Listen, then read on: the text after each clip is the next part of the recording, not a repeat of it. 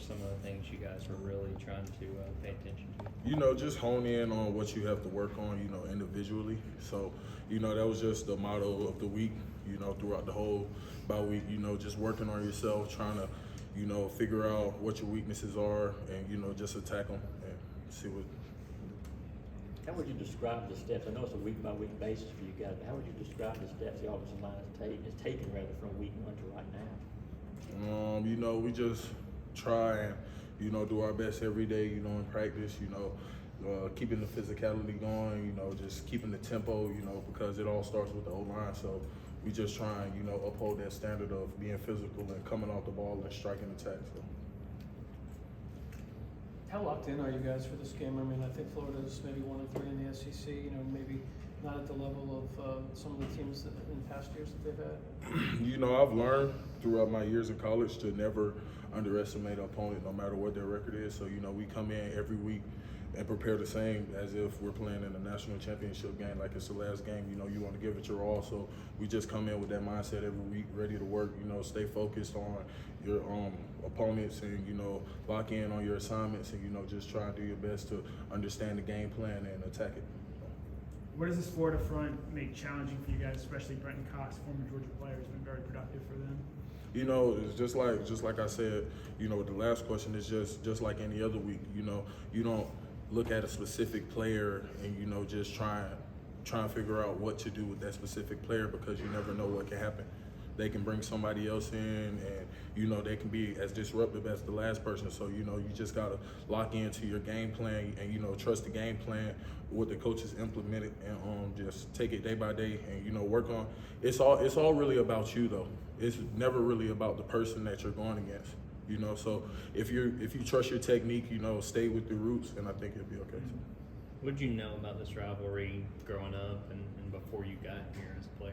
I really wasn't that big into college football growing up. I'm not even gonna lie. So I was really more of a basketball type of player. So I always thought I was gonna be a basketball player growing up. So I really never watched much football until like my 11th grade year, 10th, 11th grade year. That's when I really started, you know, like watch Georgia football and, you know, what they had going on and, you know, just trying to figure out, you know, where I wanted to end up. And, you know, I fortunately ended up here. You know, I believe I had a good run so far, you know, just trying to finish it out as strong as possible. So, Who's your favorite basketball player growing up? LeBron. Yeah. You know, it's just a new age era. So I know you played in high school, and quite a few other guys did. Who do you think is the best basketball player on this team? Me, hands down. Hands down. Well, then who's second? Dan Darnell, yeah. Dan Darnell. How's your game now? Have you been over to Ramsey? No, I ain't played basketball in so long. I think the jumper's still there though, but I ain't played in a minute. So playing with Sauer the last 2 years and filling in for him, what do you think what do you think of his accomplishments in the NFL so far with the Chargers? You know, I think he's doing a great job. You know, just being a rookie and, you know, just being able to start these past couple games and not giving up a sack, I think that's huge for him. You know, I think that ups his stock, you know, going into his next contract, and, you know, hopefully he can just continue to get better and grow as a person. So, What kind of thing does Kirby and the other coaches maybe do to, for lack of a better word, enlighten you guys who, like you said, may not know a ton about this rivalry, to explain why this is such a big deal, why the Florida game is different, maybe a little bit more special than others? well, it's really not anything. You know, like I've growing up, people always told me, you know, you never want to look at your opponent too much, just because of, you know, how the game goes. You just always want to focus on yourself and you being the best player you can be for the team that day. So, you know, we really just try and lock in with us, like as a team, you know, working on what we need to do for the game day and just being able to be prepared to play our best game so far. So, you know, every week we just going with that mindset, you know, just get better and better. You know, 1% every day is a good thing, so we just try to keep that going. Does Coach Martin ever seem more geeked up this week, though? I mean, he knows than another game. Well, y'all know he's always geeked up. I mean, yeah, that's every game, though. You know, Yeah. like he, you know, as a head coach, you know, his job is to win. So, you know, every week coming in, you know, he's going to be fired up. It don't matter who we play. It can be a D3 school, you know, it can be a D2 school. You know, we're going to always be the same. You know, it's still the University of Georgia. So,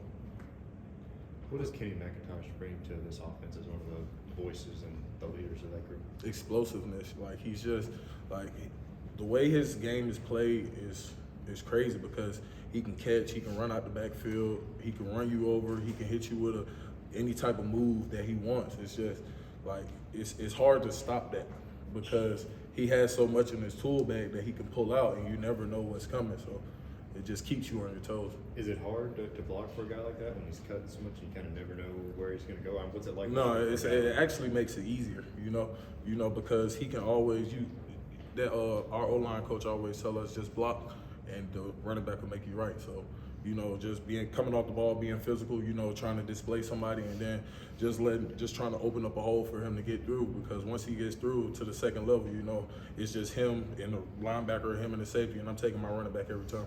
You mentioned earlier you grew up playing basketball and wanted to be a basketball player. How did the athleticism required to play that game help you at all transition to being a left tackle and being quite a good one? I believe it helped my footwork a lot, but I believe it also had its downfalls, like with my weight, because during basketball season I was always light. So like when I first got here, I had to gain a lot of weight, and that's like the biggest thing in the SEC. Like as an offensive tackle, you have to be able to hold weight, and be able to hold your quickness too as well. So that's been something I've been trying to work on and continue to do. Once you've got the weight on, have you been able to maintain it relatively easy, or is that a constant, like I got to make sure that I'm eating a lot and making sure that I'm bulking up, that way I can maintain it? I've been able to hold it a little bit, but it's still a battle. Mm-hmm. So just keep trying to put those extra pounds on every day.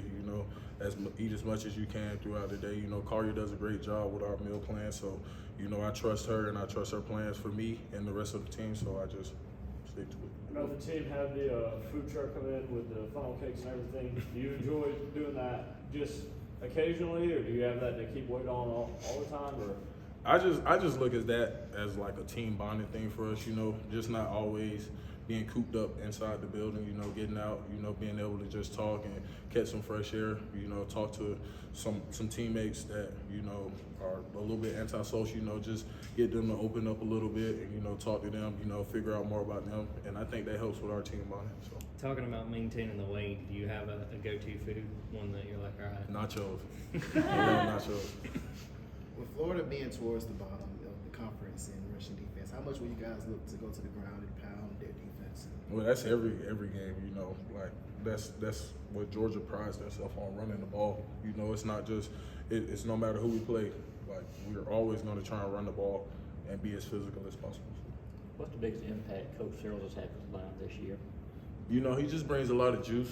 Like he brings a lot of juice to the table. So like you have no choice but to be fired up when it's time to go. How does he make you better, you personally? Me personally, I would just say, pushing me, to be the best I can be. Just all around.